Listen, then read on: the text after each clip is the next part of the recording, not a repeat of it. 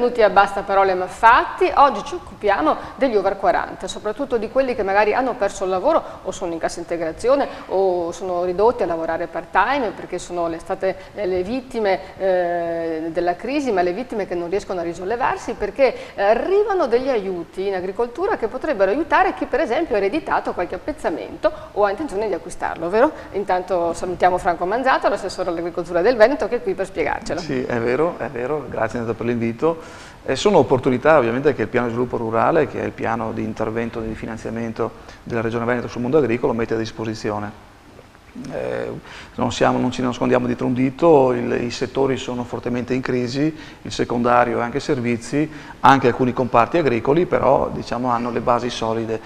Le opportunità che il piano di sviluppo rurale mette a disposizione in termini di finanziamenti, non solo per i giovani ma anche come oggi parliamo anche quelli over 40, sono importanti, sono ingenti, non solamente i 30 milioni di euro che oggi abbiamo aperto per gli investimenti, ma anche per chi in qualche modo vuole approcciare il mondo agricolo attraverso una esperienza diversa, attraverso anche aiuti che noi stessi diamo, attraverso le consulenze, la formazione che permette loro di entrare in un mondo che magari conoscevano per i loro genitori ma che vogliono riconoscere attraverso un rientro in questo ambito.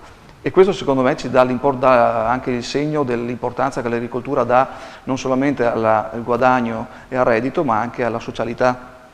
E credo che ci sia una grossa opportunità anche per gli over 40, perché si parla sempre, e anche noi parliamo di giovani, però spesso ci sono persone che perdono il lavoro nel secondario, si ritrovano magari in cassa integrazione e magari non vedono una speranza. Credo che questo possa essere un'opportunità, soprattutto magari se si aggregano, perché è una delle linee generali che la Regione Veneto e che anche la Comunità Europea mette come paletto, l'aggregazione, e quindi anche come sistema cooperativo in qualche modo possono essere aiutati e quindi intervenire di nuovo in un mondo che in qualche modo crea reddito. Ecco, quindi devono rivolgersi o alla Regione Veneto oppure alle associazioni di categoria. Sì. Che tipo di aiuto date?